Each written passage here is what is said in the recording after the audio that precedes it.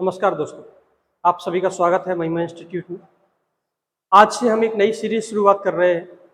Polity की videos आपको मिलेंगी डेली और पॉलिटी आपको पढ़ाया जाएगा पूरा कॉन्सेप्ट के साथ में, चाहे वो एमपीपीएससी हो या फिर अन्य प्रतियोगी परीक्षा हो, एसएससी हो, सभी परीक्षाओं के लिए आपको एक वीडियोज़ मिलेगी और डेली 7 बजे आपको ये वीडियो मिलेगी दोस्तों। इसी प्रकार 8 बजे आपको मैथमेटिक्स की वीडियो मिलेगी। चलिए तो दोस्तों, आज संविधान की शुरुआत करते हैं। तो संविधान क्या है? तो संविधान एक ऐसी पुस्तक है जिसमें बहुत सारे कानूनों को हमने संबद्ध कर दिया है। संविधान क्या है? एक साथ अनेक कानूनों को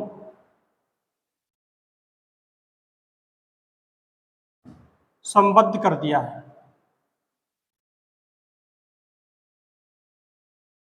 संबद्ध करना संविधान कहलाता है।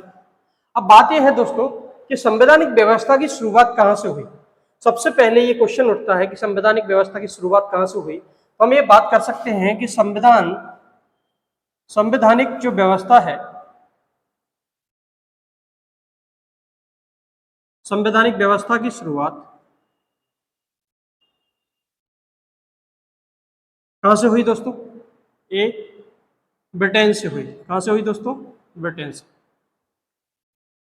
अगर हम बात करें लिखित संविधान की शुरुआत, तो सबसे पहले लिखित संविधान किसने बनाया? तो सबसे पहले लिखित संविधान किसने बनाया? अमेरिका ने बनाया दोस्तों।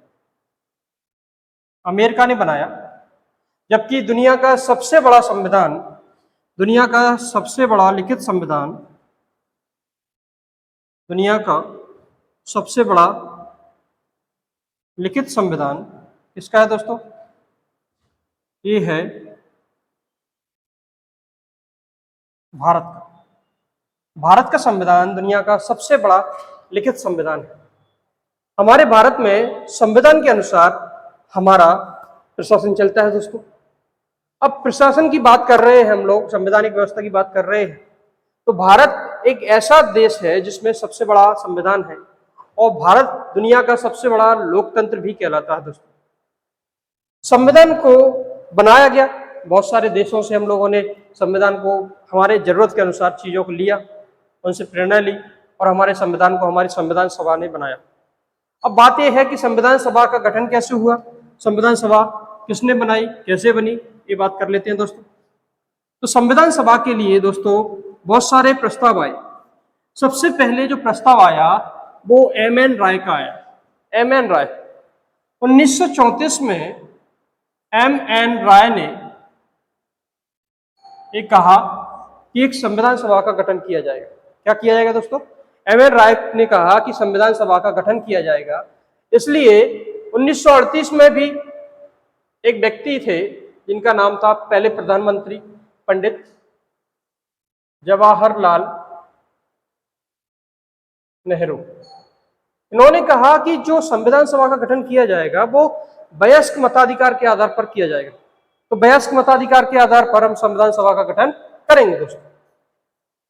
उसके बाद में हुआ कि 1946 में दोस्तों एक मिशन आया जिसका नाम है कैबिनेट मिशन, और कैबिनेट मिशन के आधार पर हम लोगों ने संविधान सभा का गठन किया।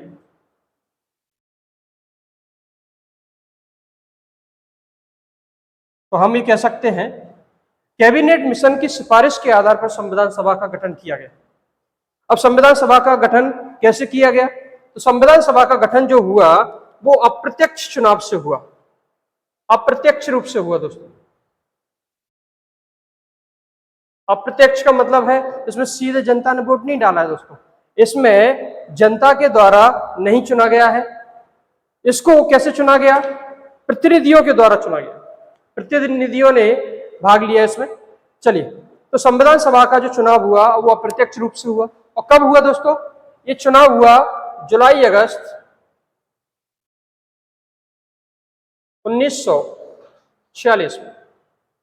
जुलाई अगस्त 1946 में ये चुनाव हुआ और इस संविधान सभा के लिए जो सीटें रखी गई थी वो 389 थी दोस्तों। कुल सीटें 389 थी, जिन सीटों में से 296 सीटें ब्रिटिश भारत के लिए और 93 सीटें देशी रियासतों के लिए रखी गई। देशी रियासतें 93 सीटें ब्रिटिश भारत के लिए रखी गई थी।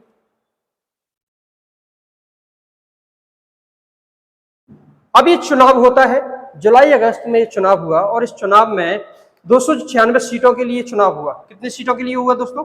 296 सीटों के लिए चुनाव हुआ और 296 सीटों में से जो चुनाव हुआ उसमें 208 सीटें कांग्रेस ने जीती। तो 208 सीटें कांग्रेस ने जीती दोस्तों, 73 सीटें मुस्लिम लीग ने जीती। मुस्लिम लीग किसने जीती दोस्तों? मुस्लिम लीग ने जीती। तो 296 सीटों में से कांग्रेस ने 208 सीटें जीती, 73 सीटें मुस्लिम लीग ने जीती, साथ में 15 सीटें किसने जीती? निर्दलीयों ने। निर्दलीय या छोटे दलों ने ये जीती दोस्तों। इस प्रकार जो सीटों का बंटवारा हो गया, लेकिन 93 जो सीटें थी देशी रियासतों की वो भर नहीं पाई, क्योंकि इन्होंने अपने आप को संविधान सभा से अलग घोषित कर दिया, अलग हो गए कि हमें संविधान सभा में अलग रहना है, हमें संविधान सभा में शामिल होना ही नहीं है दोस्तों, ये कहा। इसलिए 296 सीटों के लिए जो चुनाव हुआ था उसमें ये बंटवारा हो गया। अब संविधान सभा की बैठक होती है दोस्तों, तो संविधान सभा की जो बैठक होती है वो पहली बैठक 9 दिसंबर 1946 को होती है। एक क्वेश्चन जरूर आता है दोस्तों कि संविधान सभा की पहली बैठक कब हुई, तो हम ये कह सकते हैं कि संविधान सभा की पहली बैठक कब हुई दोस्तों? संविधान सभा की पहली बैठक 9 दिसंबर 1946 को हुई। तो 9 दिसंबर 1946 को जो बैठक हुई उसमें 211 सदस्यों ने भाग लिया दोस्तों। पहली बैठक संविधान सभा की पहली बैठक 9 दिसंबर 1946 को हुई। इसमें 211 सदस्यों ने भाग लिया। कितने सदस्यों ने भाग लिया? 211 सदस्यों ने भाग लिया। दूसरी बात यह है, इसमें सबसे वरिष्ठतम सदस्य डॉक्टर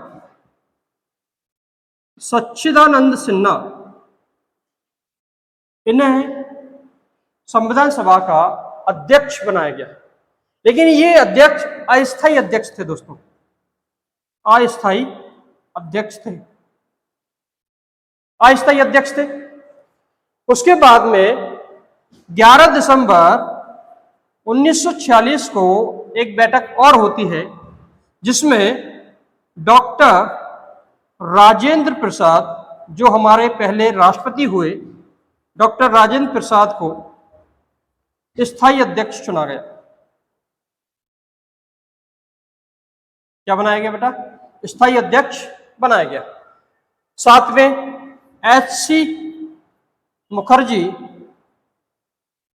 इनको बनाया गया उपाध्यक्ष, और VN राव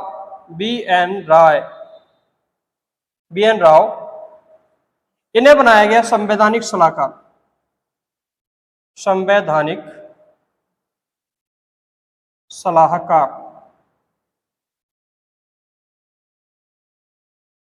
और ये VN राव वही व्यक्ति हैं दोस्तों, सबसे पहले VN राव ने ही क्या किया? संविधान का प्रारूप बनाया। संविधान का पहला प्रारूप इन्होंने ही बनाया था दोस्तों। तो संविधान का पहला प्रारूप सर VN राव ने बनाया था। किसने बनाया था? VN राव ने बनाया था। हम आगे बढ़ते हैं दोस्तों, यहां तक आपको समझ आ गया। चलिए हम लोग आगे बढ़ते हैं दोस्तों। तो कहानी आगे बढ़ती है और कहानी आगे बढ़ते हुए ऐसा होता है दोस्तों, देखिए उसके बाद में 13 दिसंबर का दिन आता है। 13 दिसंबर 1946 का दिन आता है। 13 दिसंबर 1946 इस दिन पंडित जवाहरलाल नेहरू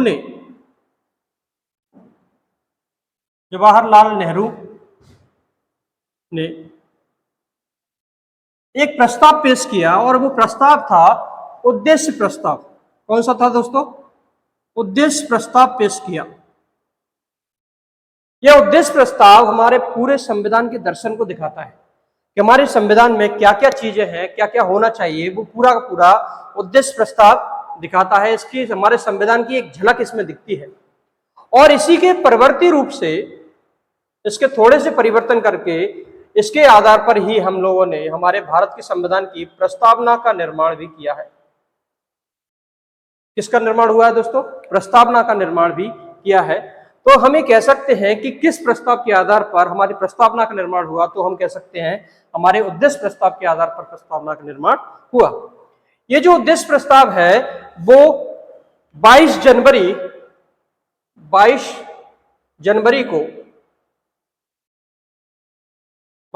1947 को पारित हो गया। क्या हो गया दोस्तों? 22 जनवरी 1947 को पारित घोषित कर दिया गया, पारित हो गया दोस्तों।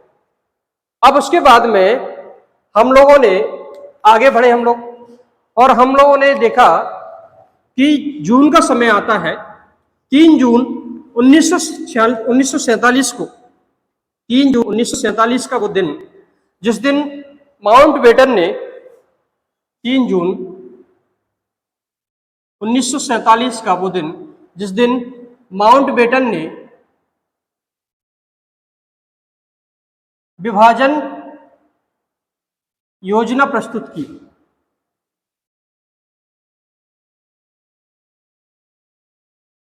विभाजन योजना प्रस्तुत, दो देशों को बनाए जाने का प्रस्ताव पारित हो गया। ये स्वीकार कर लिया गया कि भारत का विभाजन 2 भागों में, भारत और पाकिस्तान के रूप में किया जाएगा। इसके बाद में 22 जुलाई 1947 को हमने तिरंगा को राष्ट्रीय ध्वज के रूप में अपनाया दोस्तों। राष्ट्रीय ध्वज के रूप में अपना लिया, राष्ट्रीय ध्वज बना दिया हम लोगों ने 22 जुलाई 1947 को। और इसके बाद 15 अगस्त 1947 को भारत का विभाजन 2 देशों में हो गया। भारत का विभाजन 2 देशों में हो गया। वो कौन कौन से देश थे दोस्तों? वो देश थे भारत और पाकिस्तान।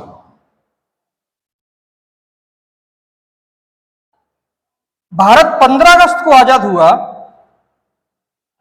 जबकि पाकिस्तान 14 अगस्त को आजाद हुआ। ऐसा इसलिए हुआ दोस्तों कि हमारे भारत और पाकिस्तान के बीच में आधा घंटे का अंतर है, 30 मिनट का अंतर है, क्योंकि 7.5 डिग्री देशांतर का अंतर है दोस्तों। 7.5 डिग्री देशांतर का अंतर है, इसलिए आधे घंटे का अंतर है। और आधे घंटे का अंतर है इसलिए हमारा भारत 15 अगस्त 12 बजे आजाद हो गया, लेकिन उस वक्त पाकिस्तान में 14 अगस्त ही हो रहा था। तो हम ये कह सकते हैं भारत 15 अगस्त को आजाद हुआ, जबकि पाकिस्तान 14 अगस्त को आजाद हुआ। तो यहां तक भारत के आजाद होने की जो हमारी कहानी थी वो हमने देखी दोस्तों। इसी संविधान सभा ने हमारे संविधान का निर्माण किया और इसकी कहानी हम लोग कल देखेंगे। आज के लिए इतना ही काफी है। आप हमारी वीडियो को लाइक करें, शेयर करें और दोस्तों तक भी पहुंचाएं। अगर अच्छी लगी हो तो आप शेयर भी करें। थैंक यू, धन्यवाद।